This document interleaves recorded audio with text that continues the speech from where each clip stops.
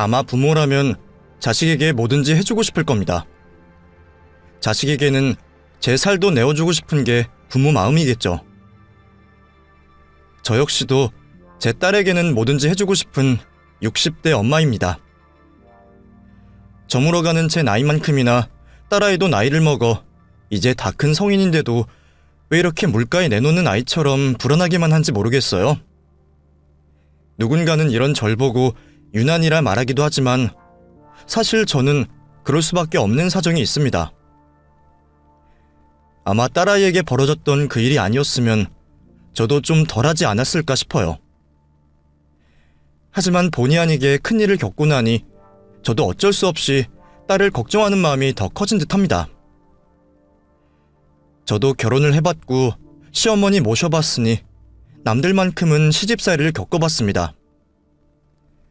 무서운 시어머니 호령에 혼도 나고 동네 엄마들과 몰래 시어머니 욕도 해봤지만 딱 그만큼의 고통이었어요. 남들과 한탄하고 웃어넘길 그 정도의 시집살이 말이에요. 그런데 제 딸이 저보다 더한 일을 겪었을 줄은 상상도 못했습니다. 한 번 당한 충격이 쉽게 잊혀지지 않는 건지 저는 지금도 그 분이 다 풀리지 않고 딸이 겪었을 고생이 생각나 손이 떨립니다. 그래서 저와 같이 욕이라도 해주셨으면 싶어 사연을 보내봅니다. 저는 방직 공장에서 일을 하시고 시장에서 장사를 하시던 부모님 밑에서 3남매 중 둘째로 태어났습니다. 집안 사정 때문에 학업을 끝마치진 못했지만 어려서부터 셈에 자신이 있던 전 20살이 되기 전에 상사에서 격리로 일할 수 있었습니다. 넉넉하지 않은 형편에 집안에 도움이 되고자 열심히 살아왔어요. 나도 언젠가는 결혼하고 가정 꾸리고 싶다는 생각을 하면서도 일하기 바빠 연애 한번 제대로 하질 못했죠. 그러다 지인의 소개로 제 첫사랑인 남편을 만나게 되었습니다. 무척이나 멋쟁이던 남편은 인기도 참 많았습니다. 저도 다른 여자들과 다르지 않았고 남편을 처음 본 순간 한눈에 그 사람에게 반하고 말았죠. 남편은 제 처음이자 끝사랑이었고 서로 마음 통했던 우리 사이는 빠르게 진전이 되어 어느새 결혼까지 약속할 수 있었습니다. 남편과의 결혼 생활은 참 행복했습니다. 남편은 저를 깊이 사랑했고 표현을 아끼지 않았기에 제가 다른 가진 것은 없어도 남편 하나는 잘 만났다 생각했어요. 그리고 얼마 뒤에는 우리의 사랑의 결실을 가지게 되었네요. 예쁜 우리 딸을 갖게 된 거죠.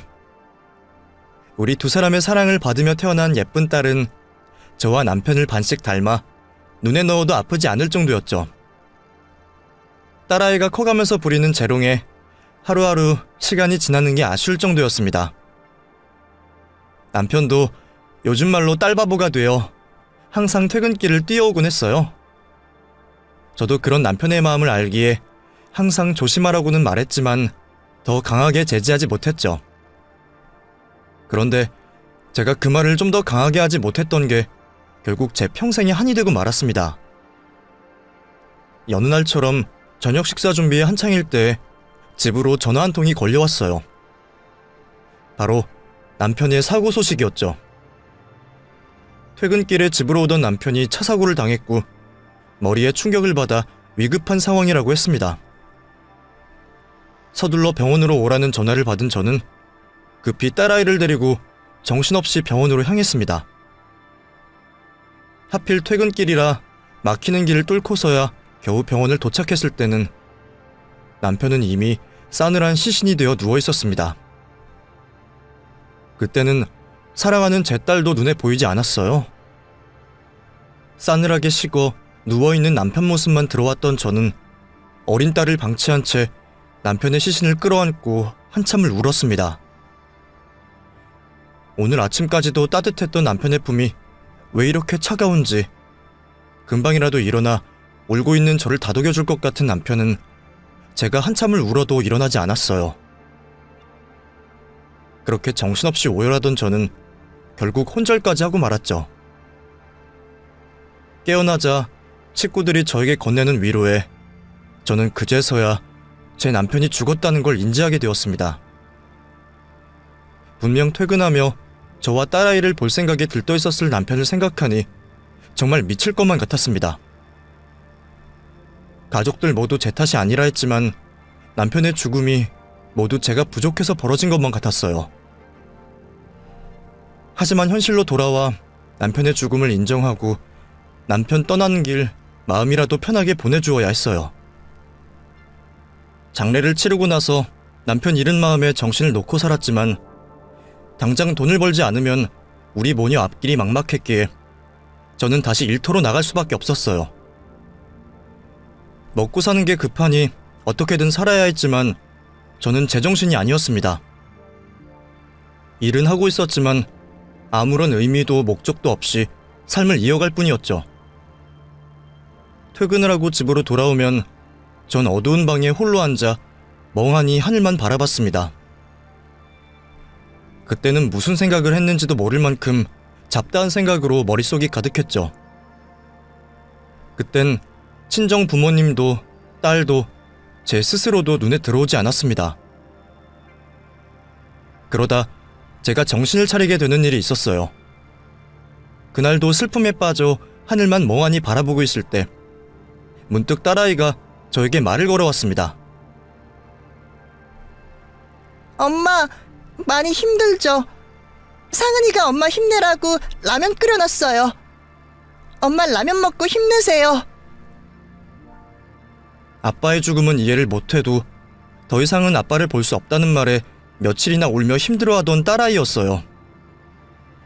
이제 겨우 6살도 안 된 아이가 어떻게 라면을 혼자 끓였는지 한강물이 된 라면 냄비를 들고 저에게 힘을 내라는 아이의 말에 저는 아이를 안고 오열하고 말았습니다. 제 울음에 자기가 잘못한 듯 미안하다며 우는 아이를 보자 제가 얼마나 잘못 살고 있는지 그제서야 정신이 번쩍 들었어요. 남편과 저를 반반 닮은 딸아이를 남편의 유산으로 생각하고 잘 돌봐야 했는데 엄마가 되어 정신도 못 차리고 혼자 힘들다며 슬픔에 빠져 있었다니 저는 정말 엄마라 불릴 자격도 없었습니다. 그날 그렇게 저는 아이가 끓여놓은 그 라면을 울면서 먹었습니다. 팅팅 불어 남들 보기에는 라면이라고 볼 수 없을 모습이었지만 소중한 딸아이가 슬픔에 빠진 엄마를 위해서 고사리 같은 손으로 해준 여느 값비싼 음식보다 더 귀한 라면이었어요. 눈물, 콧물 범벅으로 먹던 라면이지만 아직까지 그 라면 맛이 잊혀지지 않네요. 그날부로 정신을 차린 저는 딸을 위해서 열심히 살았습니다. 물론 다른 엄마들에 비하면 빵점짜리 엄마일지 모르겠지만 그래도 저는 많이 노력했습니다. 돈도 중요했지만 어린 딸과 함께 시간을 보내고 싶어서 일터에 양해를 구하면서 아이를 데리고 다녔습니다. 그렇게라도 해야 아이와 시간을 좀 더 보낼 수 있고 혼자 남은 아이를 외롭지 않게 할 것 같았어요. 그런 제 마음을 우리 아이도 알아주었나 봅니다. 보통 그 나이 때 아이들이 가만히 있는다는 게 쉽지 않은 일인데 저희 딸은 참 얌전했어요.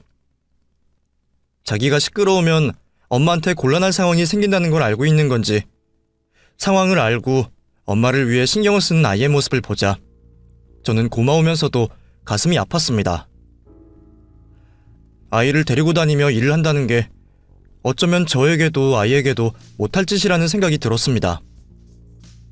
그래서 저는 집에서 공부방을 열어보기로 했어요. 물론 제가 대단한 명문대를 나온 것도 아니고 학원 선생님으로 일을 해본 적은 없지만 학창시절에도 종종 친구들을 알려주었고 과외도 해본 적이 있었기에 자신 있었어요. 그리고 무엇보다 딸아이와 안정적으로 시간을 보낼 수 있었죠. 처음부터 쉽진 않았지만 저렴한 가격의 아이들을 가르친다고 하니 주변 몇몇 분들이 아이들을 데리고 오셨습니다. 그리고 다행히 그 아이들이 성적이 오르자 다른 학생들도 찾아오게 되었죠. 그렇게 조금씩 늘어가는 공부방 학생들로 인해 딸과 저의 생활도 점차 안정적으로 지낼 수 있었습니다. 제 노력이 통했던 건지 딸아이는 참 바르게 자라주었습니다. 어쩌면 아버지가 일찍 돌아가셔서 위축되고 힘들어할 수도 있을 텐데 우리 딸은 그러지 않았어요. 아빠를 닮아 그런지 딸아이는 긍정적인 성격에 다른 친구들과도 잘 어울리며 친구들을 돕고 챙기며 인기도 많아 남들은 한 번 하기 힘들다는 반장도 몇 번이나 했었어요. 게다가 엄마가 하는 공부방 때문인지 조금만 알려줘도 곧잘 이해하고 학업 성취도 컸던 딸아이는 학교에서 받는 시험 성적 또한 우수했습니다. 제가 손댈 곳 하나 없이 알아서 뭐든 잘해내는 딸아이를 보면서 저는 항상 흐뭇했죠. 내 딸이라 그런 게 아니라 정말 남들이 부러워할 만한 그런 잘난 자식이었어요.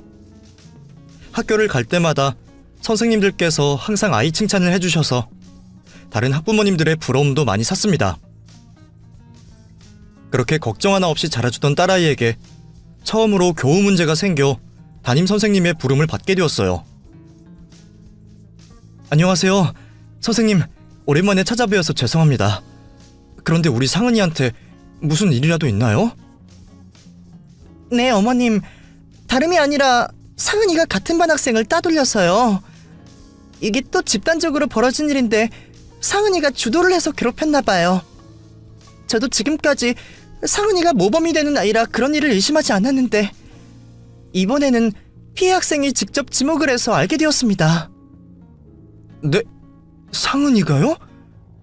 아니, 우리 상은이가 그럴 애가 아닌데 지금 상은이는 어디 있죠? 어머님도 놀라셨을 텐데 너무 걱정하지 마시고요. 지금은 학생부 선생님들께서 아이들한테 이번 학교 폭력으로 물어보고 계실 거예요. 잠시 교무실에서 기다리시죠. 내 자식이라 무턱대고 감싼 것이 아니라 사실이 그랬습니다. 상은이는 다른 사람의 모자람을 보면 늘 제 몫을 남들에게 양보하고 언제나 남들 도와주기 바쁜 아이였어요. 가끔은 너무 손해보고 사는 것 같아서 엄마인 제가 더 답답할 정도였죠. 그런데 그런 제 딸아이가 왕따를 주동하고 학교 폭력을 선동하다니요. 아무리 피해 학생의 입에서 나온 얘기라고 해도 저는 그 얘기가 믿기질 않았습니다. 그래도 같은 자식을 둔 입장에서 딸아이의 잘못을 두고 볼 수 없었고 그게 사실이라면 저 역시도 대충 넘어갈 일이 아니라고 생각했어요. 상은아, 어떻게 된 건지 이야기해봐. 엄마, 학교 오시게 해서 죄송해요. 근데 저 아이니 괴롭힌 적 없어요. 오히려 괴롭힘 당하는 아이니를 제가 도와줬는데 이게 무슨 일인지 저도 모르겠어요. 그러면 너는 괴롭히지도 않았는데 피해 학생이 너를 지목한 거라고? 엄마가 항상 당당하게 살라고 했지. 거짓말도 마찬가지야. 엄마를 속이는 걸 떠나서 너 자신한테 당당하길 바래. 다시 물어볼게. 너 피해 학생 괴롭힌 적 없어? 네, 엄마. 저 아이니 도와줬으면 도와줬지. 절대 괴롭힌 적은 없어요. 믿어주세요. 저는 제 아이를 믿었습니다. 아이 입에서 자신이 피해자를 괴롭혔다면 아이를 호되게 혼냈을 거고 저도 학교에서 피해 학생과 학부모에게 무릎을 꿇어서라도 용서를 구했을 거예요. 하지만 딸아이는 자신은 결백하다 말하고 있었고 저는 그런 딸아이의 말을 믿고 기다리기로 했어요. 그리고 얼마 뒤 다시 담임 선생님에게서 전화를 받게 되었습니다. 조사 결과 제 딸이 지목된 그 일에 오해가 있었다는 거였어요. 이유는 모르겠지만 왕따라던 그 피해 학생은 오히려 자신을 도와주던 제 딸을 왕따 주동자라 모함을 했던 것이었어요. 학급 친구들의 증언과 증거들로 다행히 오해가 풀리긴 했지만 저는 제 딸을 모함하여 힘든 시간을 보내게 한 그 피해 학생에게 사과를 받고 싶었습니다. 하지만 착한 제 딸이 그런 저를 오히려 말렸어요. 그 피해 학생한테 사과 정확히 받아야지. 상은이 너가 그 학생도 같이 데려오렴. 엄마, 그러지 마세요. 아이니 걔 불쌍한 애예요. 아마 진짜 괴롭히는 애들 지목하면 자기가 더 힘들어지니까 그나마 도와주는 저를 지목했을 거예요. 그래도 그게 말이 되니? 동물도 은혜를 갚는데 학교 생활 도와주는 친구를 모함해? 친구들이 모른 척이라도 했으면 어떡할 뻔했니? 엄마도 걔를 다그치거나 혼내겠다는 게 아니야. 걔가 잘못했다는 걸 알려주고 싶은 거야. 너가 이러면 내가 선생님께 찾아갈 수밖에 없어. 엄마, 이제 오해 풀고 잘 지내고 있는데 제가 그 친구랑 잘 말해볼게요. 아직 학기도 많이 남았는데 괜히 어색한 관계 만들고 싶지 않아요.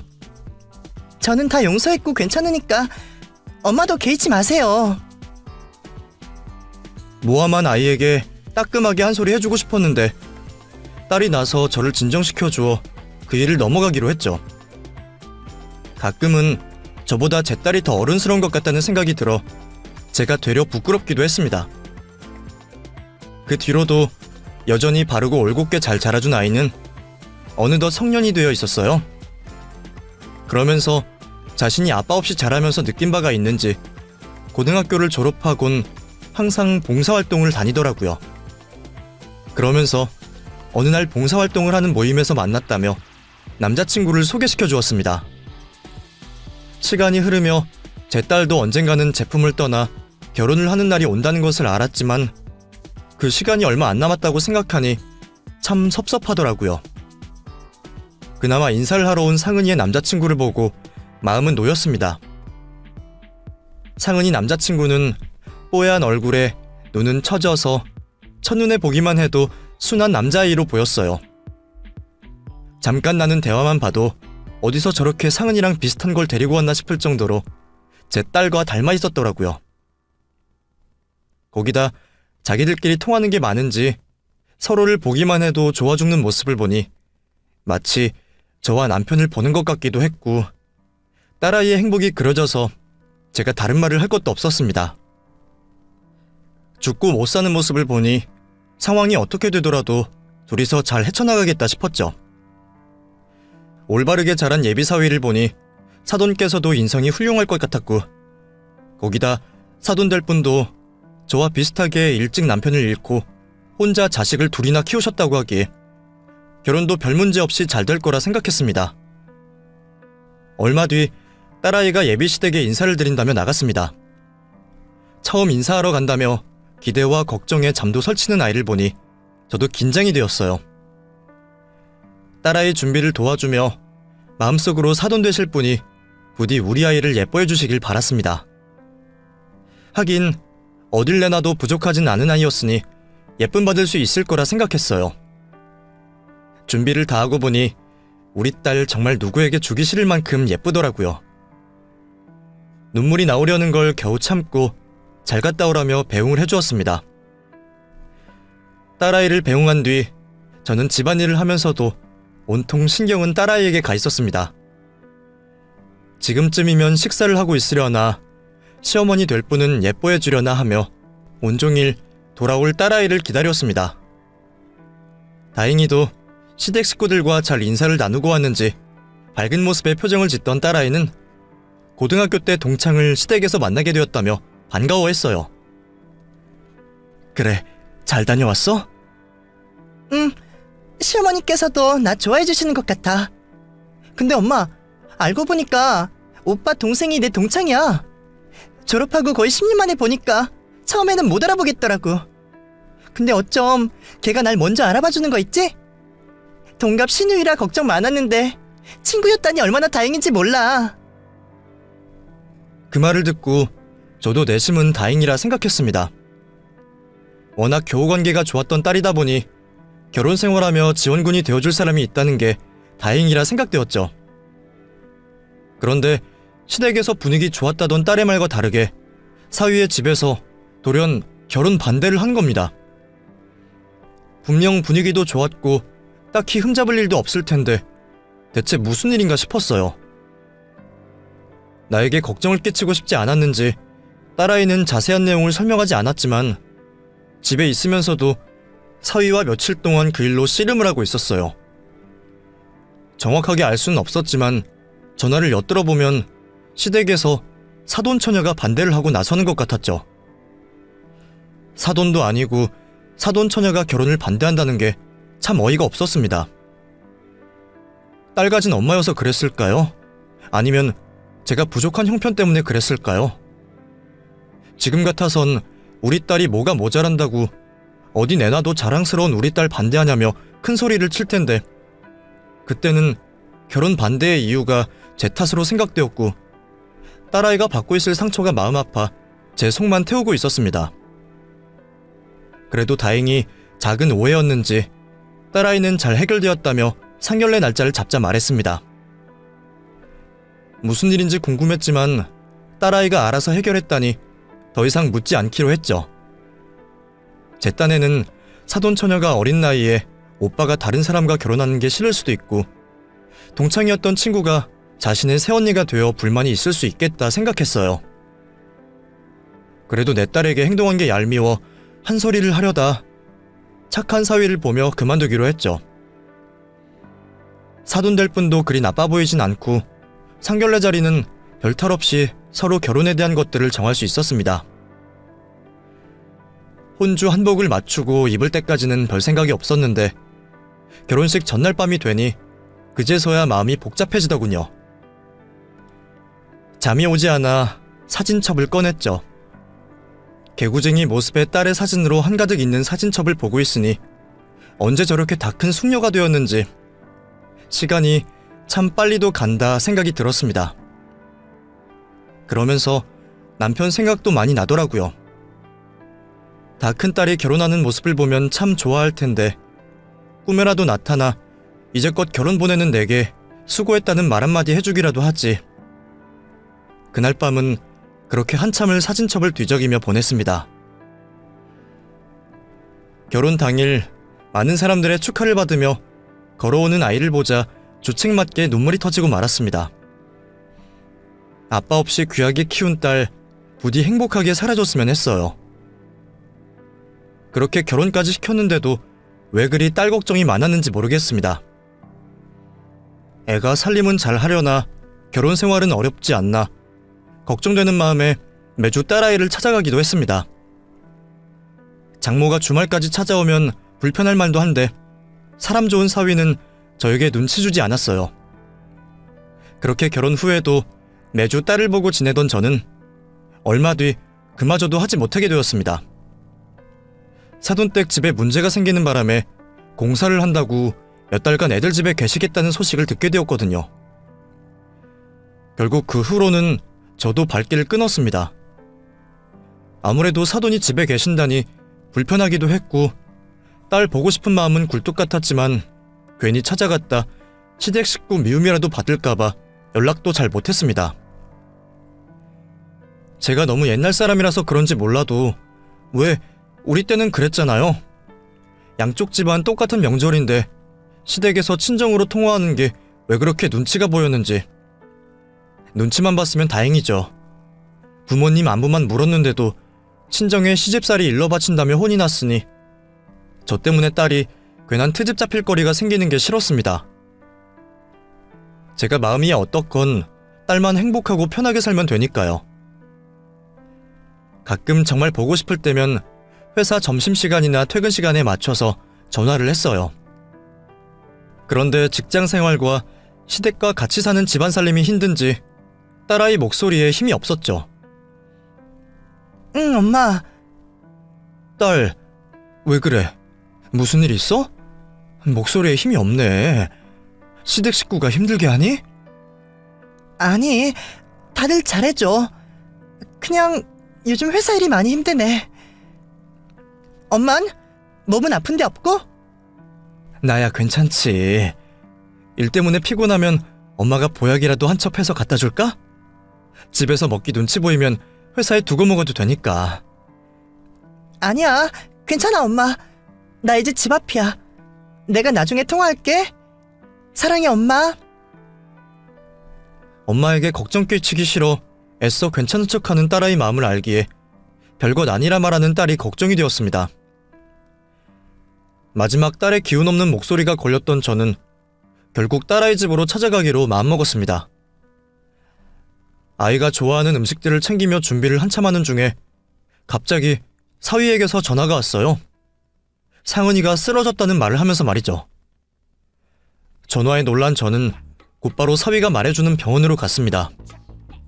그러면서 떠올리고 싶지 않았던 그날의 기억이 떠올랐습니다. 남편이 병원에 실려가 제가 택시를 타고 갈 때도 딱 이런 퇴근 시간이었어요. 그 생각을 떠올리니 혹시 우리 딸도 잘못되는 게 아닐까 몸이 덜덜 떨렸습니다. 그날과 같은 비극을 다시는 겪고 싶지 않았습니다. 택시비를 건네주고 도로 한복판에 내려 병원으로 뛰어갔습니다. 거기까지 가면서도 남편에게 얼마나 빌었는지 몰라요. 제발 우리 딸은 데려가지 말아달라고요. 아직 못난 어미가 못해준 게 많으니 살려달라 속으로 빌고 또 빌었습니다. 그렇게 도착한 병원에서 사위를 만나게 되었고 딸아이는 검사를 받고 있다 했죠. 무슨 일이야? 상은이가 왜 쓰러져? 모르겠어요. 저도 회사에 있다가 알게 되어서요. 어머님 말씀으론 주방 쪽으로 쓰러져 있었다고. 그래서 의사는 뭐라고 하고 뭐 때문에 그렇다니? 의식이 아직 없는 거야? 네. 의사도 검사를 해봐야 알겠다고 그러네요. 검사는 오래 걸렸습니다. 원인을 쉽게 알 수 없는지 한참이 걸렸어요. 그렇게 오래 기다려 알게 된 딸의 병명은 듣기에도 생소한 병명이었습니다. 락트인 신드롬이라는 희귀한 병명이었죠. 온몸이 마비가 된 것처럼 움직일 수 없었고 의식은 있었지만 반응을 하지 않았어요. 그렇다고 뇌사 상태나 식물인간도 아니었습니다. 의사 선생님 말로는 몸에 정신이 갇혀있다고 생각하면 된다 했습니다. 다행히 빠른 발견과 조기 치료로 뇌에는 문제가 있지 않았지만 언제 회복될지는 전혀 알 수 없다 말하셨어요. 왜 갑자기 내 딸에게 그런 몹쓸 병이 생긴 건지 억울한 생각이 들기도 전에 그래도 무사히 살아만 있어주어서 감사했습니다.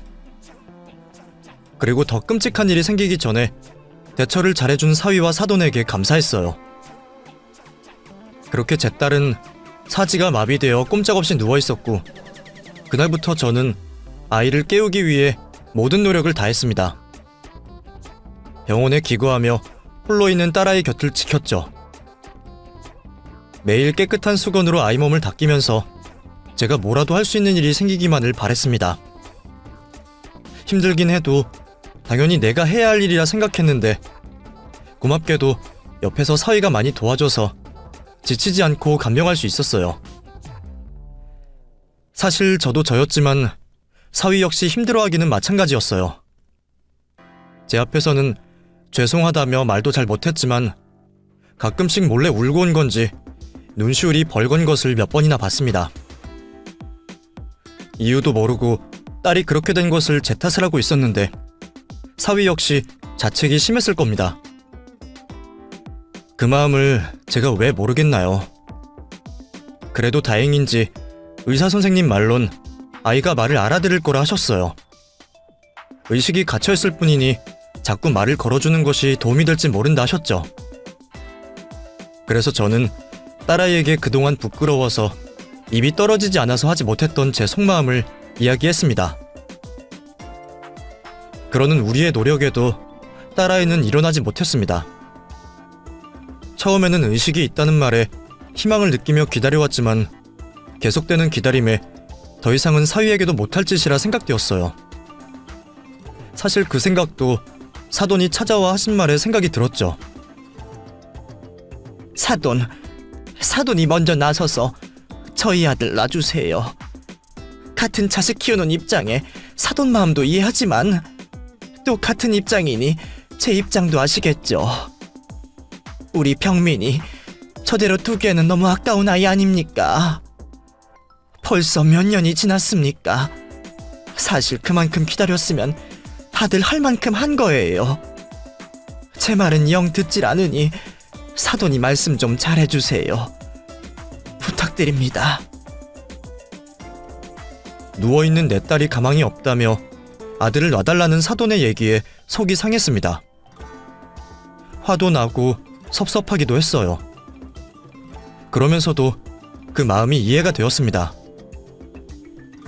나야 내 딸 생각해서 서운하지만 사위도 자식이나 마찬가지인데 아직 젊은 나이에 언제 일어날 줄 모르는 내 딸을 기다리게 할 수는 없었죠. 그래서 저도 이를 악물고 사위에게 이혼을 권했습니다. 김서방, 아니 병민아, 세상 사람들도 다 알 거다. 네가 상은이를 위해서 얼마나 노력했는지. 하지만 언제 깨어날지 모르는 애를 언제까지 기다릴 순 없잖니. 너도 아직 젊은 나이이고 상은이는 네가 행복했으면 싶을 거다. 그러니까 너도 이제 상은이는 걱정 말고 새 인생 찾았으면 한다. 장모님, 그게 무슨 말씀이세요? 저 상은이 포기 못합니다. 장모님께서 상은이 포기 못하시는 것처럼 상은이 제가 꼭 회복시킬 거예요. 제가 얼마나 오랜 시간을 기다려야 한다고 해도 제 선택이고 그 일로 누구도 원망하지 않습니다.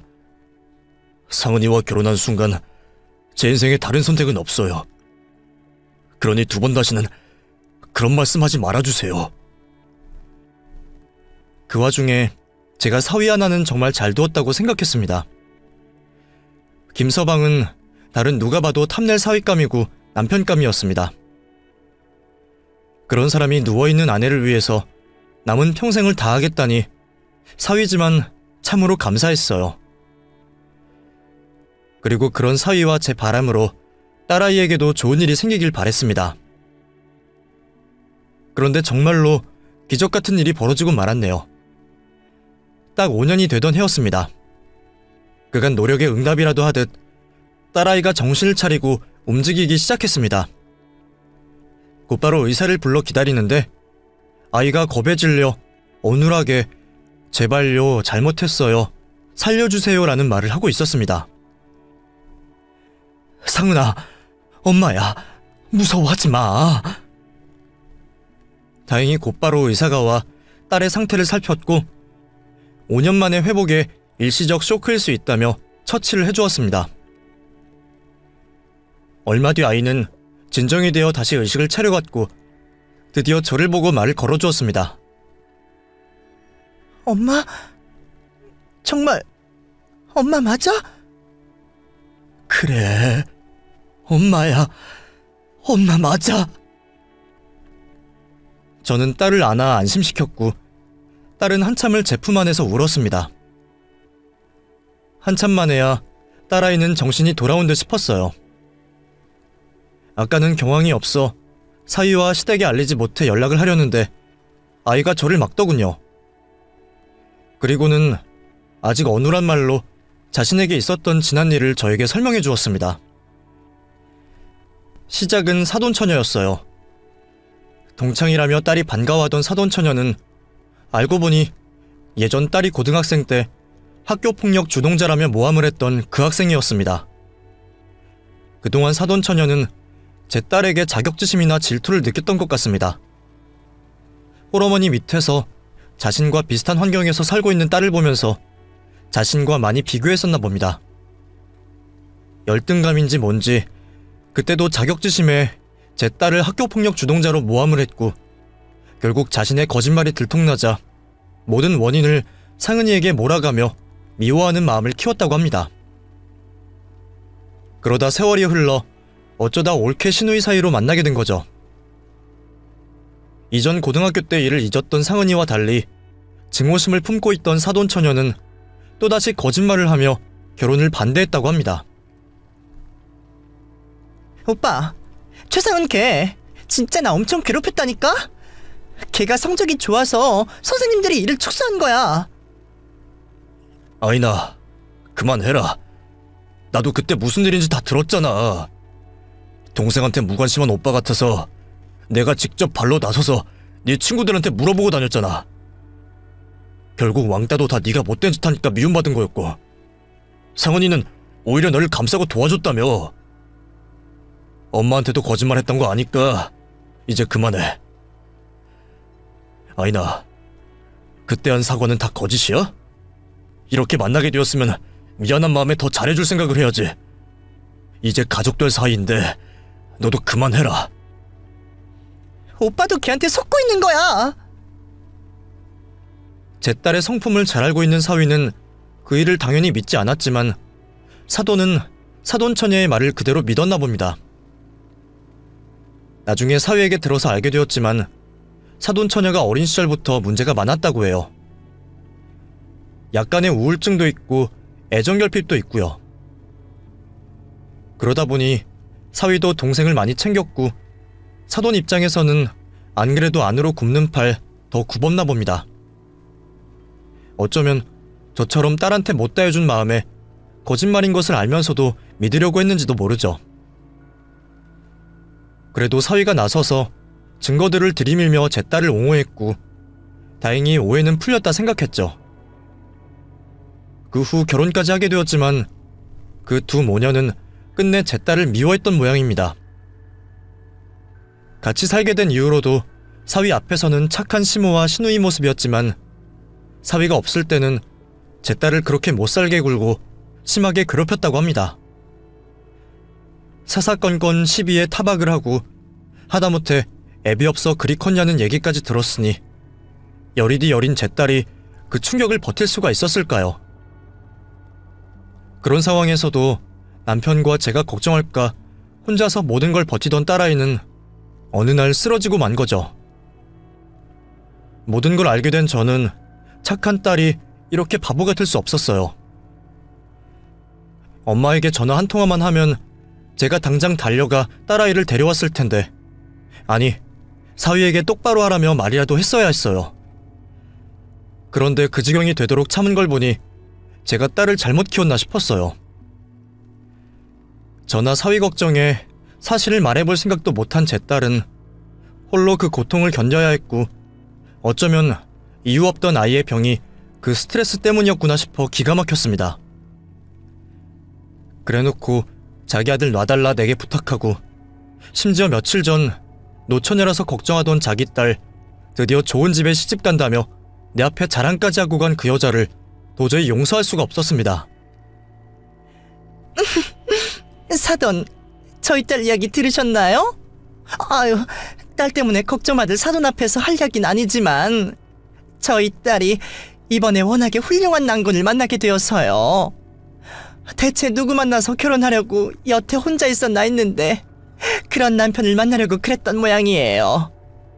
우리 아들도 잘났다 싶었지만 사위가 참 대단한 인물이에요. 저도 남편 없이 노력하며 살았는데 이제서야 보상을 받는 듯하네요. 그러세요? 얼마나 대단한 사윗감이길래요? 집안부터가 아예 틀리더라고요. 흔히 말하는 로얄 패밀리 아시죠? 로얄. 집안 재산도 상당한데 조부모님부터 사위 될 사람까지 아주 사회에 명망 있는 집안이에요.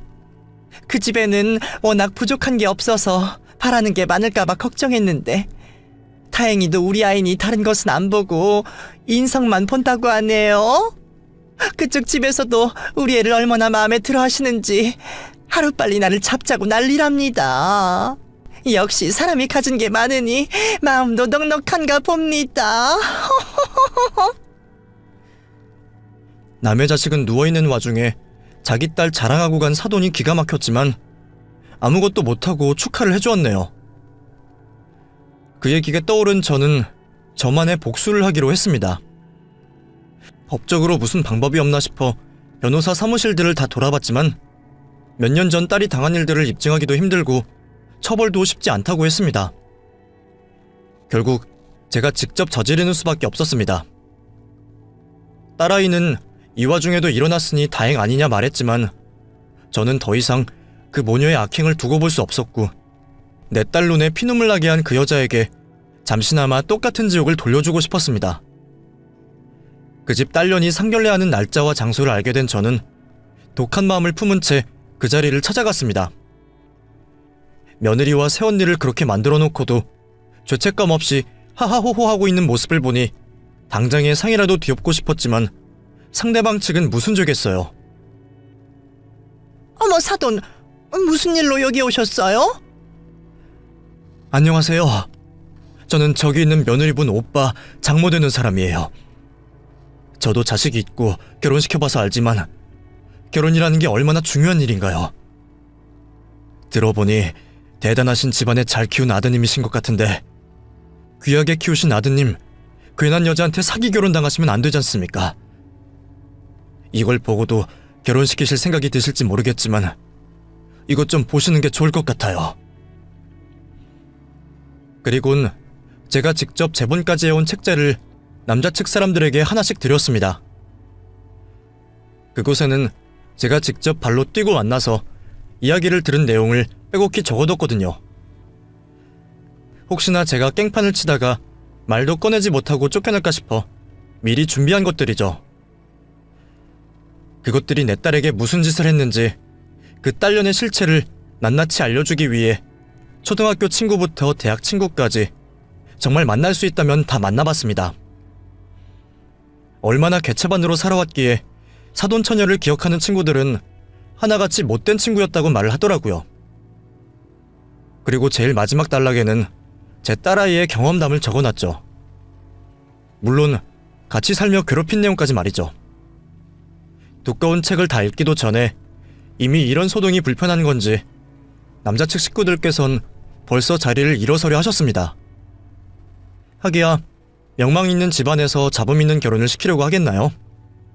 정말로 그 딸년이 뭐가 잘난 것도 아닌데 말입니다.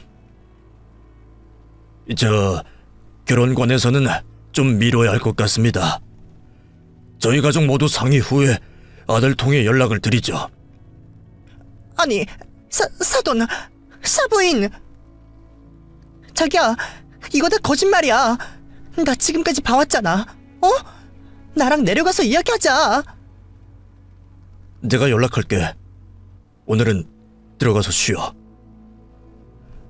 울고불고 매달리며 한바탕 난리가 난 상황에서 당장 남자 바짓가랑이라도 잡아야 했는지 정말 볼만했죠. 그리고 그제서야 제가 눈에 들어왔는지 본색을 보이더군요. 당신, 내 딸 앞길 망치려고 작정했어? 무슨 악한 심정이 있어서 이러는 거야? 움직이지도 못하는 딸, 우리 아들이 옆에 있어주는 것만으로도 처리해야 하는 판에. 이것들이 어디서 큰 소리야? 너네 책 맨 뒤에 못 봤어? 내 딸 깨어났어, 알아? 너네 못된 모녀 둘이서 우리 딸 괴롭힌 걸 내가 이제 다 안다고.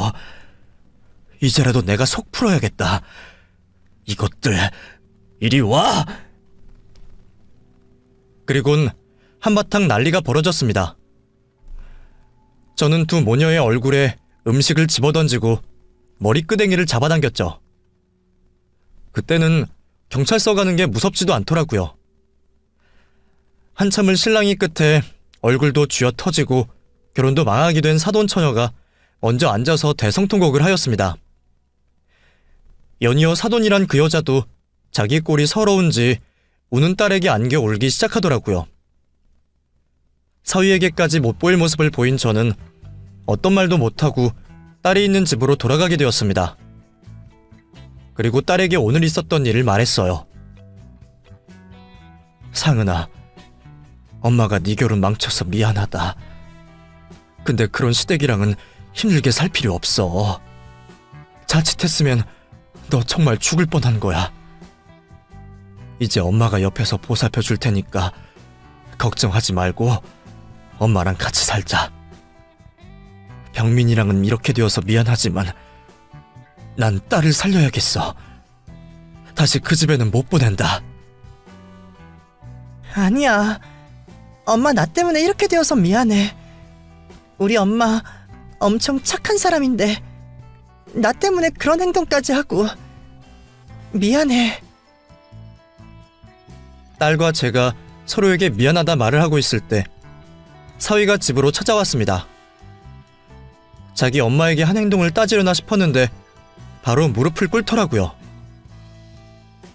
장모님, 죄송합니다.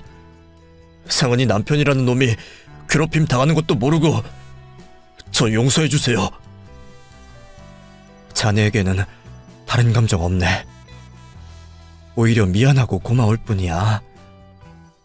그래도 다시는 그 집에 상은이를 돌려보낼 수가 없네. 저 어머니와 연 끊고 오는 길입니다.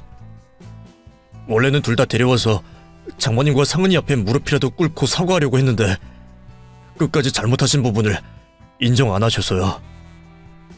저도 제 어머니랑 동생이 왜 그런 괴물이 되었나 모르겠습니다. 죄송합니다, 어머님. 부모와 연을 끊는 게 쉬운 일이 아니지 않습니까? 그런 결심까지 하고 온 사위를 쫓아낼 수 없었습니다. 물론 딸을 생각하는 마음도 알았고요. 그 후로 아직 회복을 하고 있는 딸과 사위, 저 이렇게 3명이 같이 살고 있습니다. 혹시 저도 못된 장모가 될까 싶어 혼자 살겠다고 했는데 사위가 이제는 딸과 떨어져서 살지 말라고 하네요. 아직 딸은 몸을 움직이는 데 있어 정상적이지 않아 병원 치료를 받고 있습니다. 그래도 몸은 불편하지만 딸은 행복하게 지내고 있어요. 사랑하는 사람들과 살고 있어 죽을 만큼 행복하다는 제 딸의 웃는 모습을 보면 저도 행복해집니다. 그나마 저의 마지막 소원은 딸아이가 부디 예전처럼 완벽히 몸이 회복되었으면 하네요. 이제는 딸 옆에 떨어지지 않고 꼭 붙어 살아가려고 합니다. 여러분들도 짧은 인생 사랑하는 자식, 부모와 행복하게 하셨으면 하네요. 감사합니다.